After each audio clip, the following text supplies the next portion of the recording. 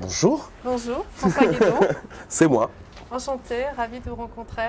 On est à Cannes pour le festival Performance d'acteurs. Donc vous allez faire très bientôt votre show, votre one-man show sur l'affaire Guédon.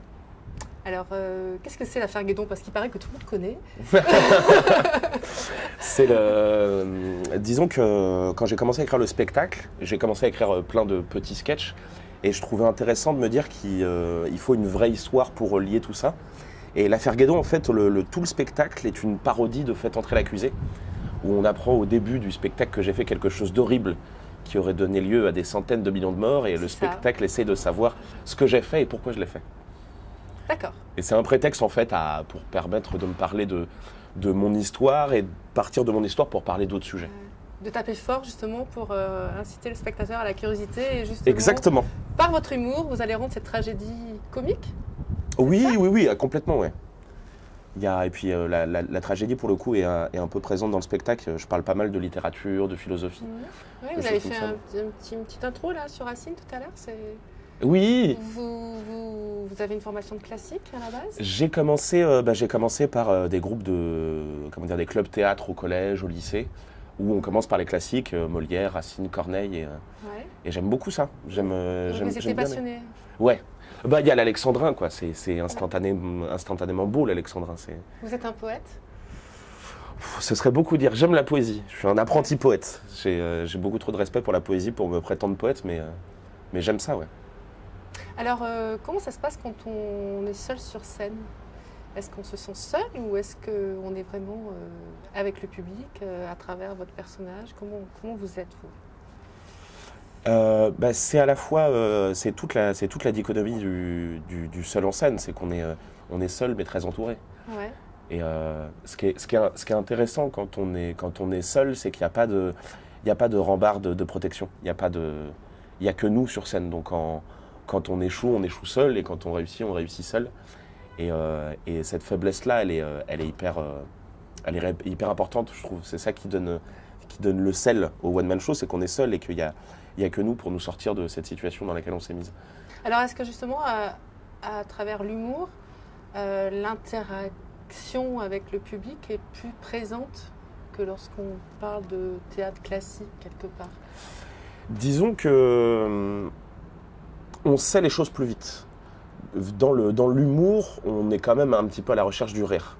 Et quand on a ce rire-là, on a cette approbation-là et on le sait. Quand on joue des pièces plus classiques, il y a une forme d'écoute et il n'y a pas forcément de réaction. Donc on ne sait pas si la pièce plaît ou si elle ne plaît pas. Et je dirais que dans l'humour, on a cet avantage-là de savoir si on est dans le bon chemin ou si on fait fausse route. Ça, on le sait assez vite. C'est du vécu? Oui, c'est du vécu. C'est du vécu. On a tous, autant qu'on est, tout humoriste a connu des moments où ça rigolait bien et puis des moments de solitude intense et de bide sidérale. Comment on rebondit? J'ai toujours tendance à penser que quand on est sur scène, c'est une rencontre qui se fait ou qui se fait pas. Je ne pense pas qu'il y ait de bon ou de mauvais public. Je pense juste qu'on arrive sur scène en apportant ses tripes, en apportant ce qu'on a à dire. Et il y a une rencontre qui se fait ou pas parce que on apporte un certain type d'humour qui peut parler ou pas aux gens. Et pour moi, c'est toujours ça. C'est une rencontre qui se fait ou qui ne se fait pas. Et il ne faut pas se formaliser, il ne faut pas se dire c'est pas parce que ça rigole pas que je suis, entre guillemets, une sombre merde et que ma vie va s'écrouler. C'est juste que voilà, il y a une rencontre qui s'est faite ou qui s'est pas faite. Parce que faire rire les gens, c'est pas forcément facile. Selon aussi les circonstances, le phénomène sociétal, etc., ou la condition de vie. Vous, j'ai l'impression, je regarde un petit peu votre parcours, j'ai l'impression que vous apportez une certaine finesse, justement. Est-ce que... T'en parlais tout à l'heure, c'est aussi mon amour pour la poésie et pour la langue française qui fait que j'essaye de défendre, alors à ma toute petite échelle, le verbe. On a une langue qui est magnifique, qui permet des subtilités incroyables et moi, ça me fait rire de jouer avec ces mots, de jouer avec ces différents types de langage, ces différentes subtilités, de glisser des petites références et de jouer avec la langue. Parce que le texte, c'est vous qui l'avez écrit aussi, vous êtes auteur et comédien. Comment c'est venu cette idée d'écrire un texte Je crois que mon premier poème, c'est quand j'avais 7 ans. D'accord. C'était, à mon avis, sur la montagne, sur la mer ou sur un sujet comme ça. Non, c'est de tout temps, j'ai toujours aimé écrire des histoires, des poèmes. Et puis après, j'ai découvert le théâtre. Et il y a un moment donné, à la sortie de mes études, où il y a eu une forme d'évidence et où je me suis dit, voilà, il faut que j'écrive un spectacle. Il faut que je me lance dans cette grande aventure scénique. Et, comment vous l'avez ressenti? Pardon, je vous coupe, mais en même temps, vas-y. c'est ma curiosité. Comment vous l'avez ressenti, cette envie d'écrire? Honnêtement, ça, je ne saurais pas dire. L'écriture, c'est comme le théâtre, c'est une espèce de drogue ou de pulsion. C'est pas. Je pense que c'est le genre de choses qui ne s'explique pas vraiment. Vous êtes un peu limite de théâtre, de lire, de lire, de films, de séries, de livres, de tragédies, de poésie. J'aime bien les mots et les mots, il y en a partout et il y en a sous des formes complètement différentes et toutes les formes sont intéressantes. Même, par exemple, j'entends beaucoup les gens fustiger le rap aujourd'hui, alors que pour moi, le rap, c'est la nouvelle forme de poésie. Si Baudelaire était né dans les années 90, il aurait fait du rap. J'en suis persuadé. Et donc, quand vous avez eu envie, cette volonté d'écrire, comment comment vous avez pratiqué cela? Est-ce que vous vous êtes isolé? Combien de temps ça vous a pris? En gros, vous êtes mis dans votre bulle? Il faut une bulle et puis l'exercice d'écriture, c'est un exercice qui est très solitaire et je trouve que c'est ça qu'en fait le sel. Je sortais de mes études pour le coup d'école de commerce à Bordeaux. J'avais un appart et il s'était passé plein de choses à l'époque. J'avais quitté ma copine de l'époque parce qu'elle m'avait trompé. Je m'étais embrouillé avec des potes. Il y avait une période un peu sombre et j'avais besoin d'un rebond. J'avais besoin de me dire voilà, on se relance dans un truc. Et il y avait ce vieux projet d'écriture. Et je me suis dit vas-y, on se lance. Et ça m'a pris 8 mois. J'ai pris un travail en restauration à côté. Et j'ai commencé à écrire dans ma petite chambre, dans mon appart du 12 cours Victor Hugo à Bordeaux. Et le processus d'écriture, c'est... j'ai fait une liste de sujets dont j'avais envie de parler. J'ai commencé à écrire ce que je voulais dire sur ces sujets-là. Et après est venu l'humour, c'est-à-dire on prend un sujet, on essaye de dire ce qu'on a envie de dire sur ce sujet-là, et après on essaye de rendre le tout drôle, je dirais pas d'enrober, mais de faire surgir le rire dans ce truc-là. Par exemple, pour la littérature, qui est le sketch que je fais généralement, c'était de dire aujourd'hui plus personne ne lit, mais pourquoi?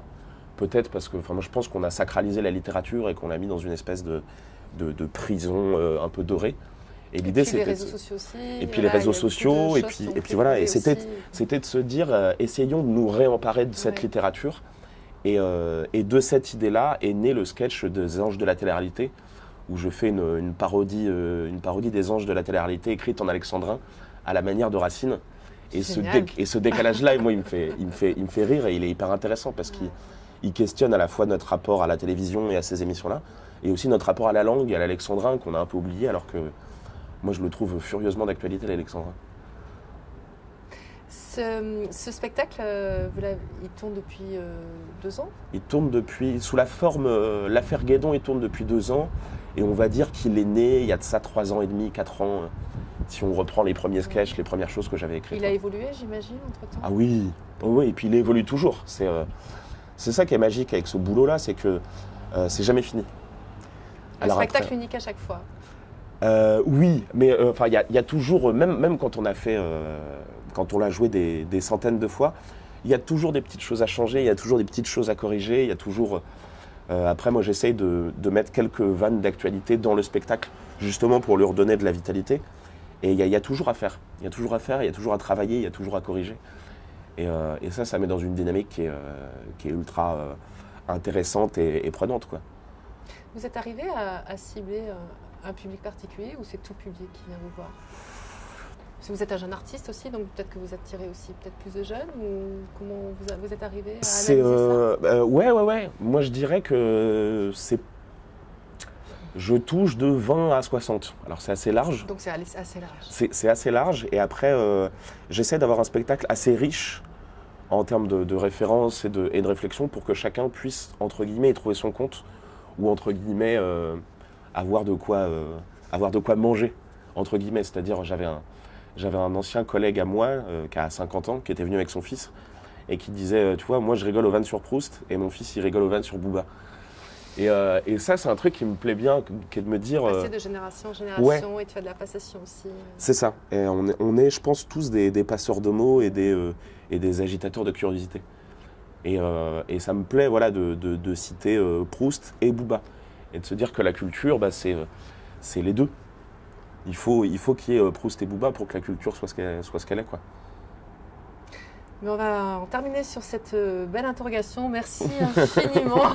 Cette belle Merci réflexion. à toi. Merci François Guédon. Merci.